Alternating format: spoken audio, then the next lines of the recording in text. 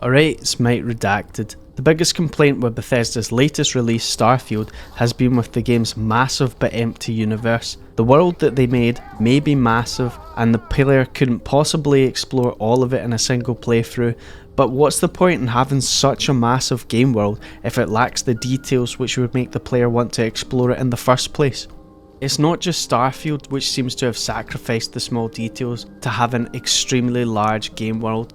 I'm old enough to remember No Man's Sky's 2014 E3 trailer. One of the leads at the development studio feigned that they chose a planet at random out of thousands and thousands which existed within the game. On this planet there was a smorgasbord of flora and fauna which all looked tailored to the world that they were on. The idea which all of us who were viewing the E3 trailer got was that nearly every planet in this universe would be this detailed. When the game released, we realised that this was not the case. The planets were empty, and it became apparent that the detailed planets on the scale of a universe wasn't possible without at least a decade of work. They had sacrificed the level of detail on each planet for the size of the universe. They made a trade-off and chose quantity over quality, wanting to have the thousands and thousands of planets, but these planets had absolutely nothing of interest on them. With every new open world game from game developers, it seems like the worlds just get bigger and bigger. You'd think that open world games would eventually hit a point where the developers would decide that the scale of the game worlds they're making was as big as it practically needs to be and never stray far from that size. But Starfield, which has over 1,000 planets which the player can visit, kinda proves this wrong. The scale of 1,000 planets for an RPG is frankly outrageous, and I believe that the practice of making or trying to make the largest open world game possible needs to stop. Bigger isn't always better when it comes to open world games. Quality over quantity is better. And if you like this video, please leave a like and a comment and subscribe to the channel for more content like this. There's only a finite amount of time that a development studio can work on a video game. Game studios like Rockstar had 1,000 people working on GTA 5, and they worked on it for 3 years and 2 years in pre-production for a total time of 5 years. This is very unusual. Almost no other studios can afford to have development team sizes of 1,000 people. Granted, not all of them will be working on the code or working on the 3D modelling or any development task. Some of them will be support staff, some of them will be HR ruining your day every day, sending you worst fucking emails that you've ever received and you would rather rip your eyeballs out than read them. Emails justifying why my pay rise is fucking 2%, but we've posted record profits this year.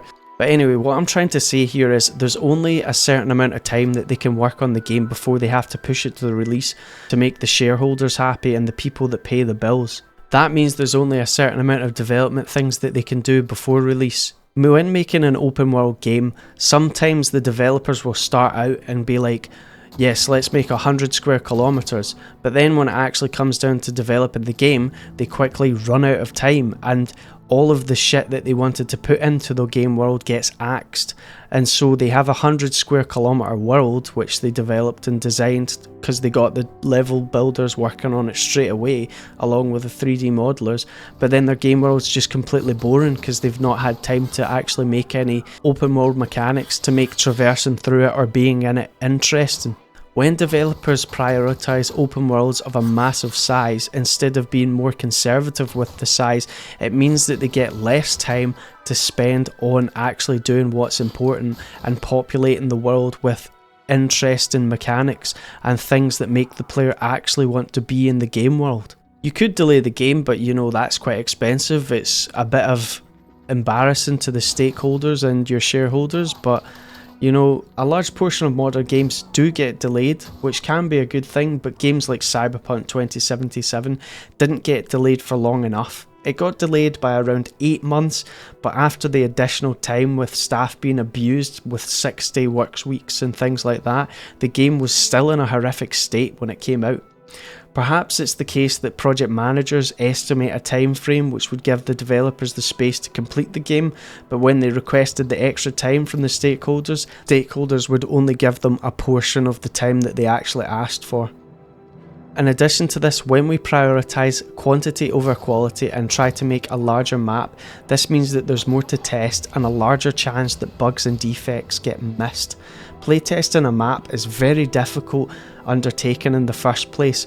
There's not enough time to properly go everywhere and do everything. When testing, there are two basic types of testing. Scripted tests, which you follow a set of steps for. These sort of tests would be for things like quests, key features and mechanics. And the second type of testing is exploratory testing. Exploratory testing is when you have a game for a while and you just go around trying to break it in any way you can. In an open world game, exploratory testing could be you running around the map to see if there's any terrain which could be exploited, such as being able to gain access to areas which you're not meant to be able to access yet. When you find a bug or something that you think is not working as intended, then you would raise a ticket. Quite a lot of those strange game-breaking bugs would be found during the exploratory testing. The problem is that there's no real metrics to measure how much exploratory testing has been done, and the higher ups, they love metrics. You could spend an 8-hour workday running around an open world game map and only find 1 or 2 minor defects. The metrics driven higher ups would only see that you've spent 8 hours for 2 minor defects and think that that was a day of work wasted. They see that the most of the scripted tests are passed, and so they believe that the game is mostly working. It could be the case that the open world game is a buggy mess, but with most of the scripted tests passing, the higher ups are resistant to delay a project, and that would be why they only give the project manager a fraction of the time that they've asked for. Building on the point that things get cut from development to meet the strict deadlines and key development goals such as having a map which is X square kilometers in size, a lot of things which would be cut would be the side content which populates the open world to give it a little variety in life. Side content, side quests, settlements, dungeons, side characters with interesting backstories, these are the sorts of things which can get cut to make a deadline. Quite often these cuts can be to the bone, which means that all that spice, all that flavour that developers wanted to put in the game just gets binned. It may be the case that the developers plan an open world so big that they never had a chance to populate it with cool and interesting details in the first place. Take the game Assassin's Creed Valhalla for instance. The game world is quite large, but many of the areas don't have any meaningful content in them. These near empty areas merely serve as space to increase distance between certain areas of the map or to pad out the map size to get to some arbitrary figure. These empty areas could be called content deserts. They are areas which are completely devoid of anything that a player would want to see or do. In a game with so many content deserts, I would recommend using fast travel. Like in Starfield, developers may rely heavily on random generation to reach the map size targets which have been set out for them. I have previously stated in my video titled "What Makes a Good Open World" that it is easy to make a large map in a game. In that video I showed that I was able to generate a 1 kilometer squared area in Unity Engine in about 10 minutes by simply following a tutorial online. Given a week or so and enough stock assets, I probably would be able to generate a map in Unity the size of Skyrim. I'm sure it would be cool to play for the first 3 minutes or so, but it will quickly be evident that the map has strange placements of objects, no life and nothing to do in it. It's obvious that the world I would make in these short few days would be nowhere near the quality of what's expected in a released game. Once the terrain has been generated in a real open world game, level designers at the studio would spend significant time to add in pathing, correcting the placement of objects and giving the world a level of believability. This is an extreme example, but an empty, boring world and lifeless world can be the result of spending too much time on developing a large world and not enough time populating the open world with things to do. Obviously not every square meter in an open world game needs to have something to do in it, but there has to be a happy medium between having stuff absolutely everywhere, and my randomly generated soulless map, which has nothing to do everywhere. A large open world can also mean that we lose out on a lot of the visual storytelling and world building which are featured in a game like Skyrim. These are things which I talked about in another previous video where I detailed all of the ways that Bethesda added intricate little details to a world in order to make it feel alive. To recap the video really quickly, basically there are placements of objects like bodies which can explain a story to the player as they traverse through the game world without using notes or anyone really needing to say anything.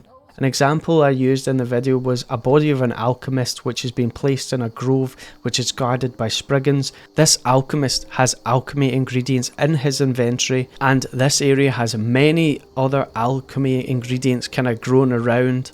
Without the player being needed to be explicitly told, they know that this alchemist went to this area to gather the alchemy ingredients, but unfortunately they were attacked by the Spriggans which got the better of them. These are the tiny details which can make an open world seem alive, and they also are the sort of thing which can easily get cut in order to make the deadline of a game. If a developer focuses on making the size of their world bigger instead of making their world more detailed, the world is more likely to feel soulless and empty. You may think I'm an idiot, you might be onto something there, or wrong for saying that these small details have any meaningful impact on the timeline of the project, but I would refer back to what I said at the start of the video. It's easy to underestimate the time and effort required to develop a video game. A lot of work is put into each small detail. For example, if you look at a scene from Skyrim like the one I'm showing on screen right now, the following things need to be done.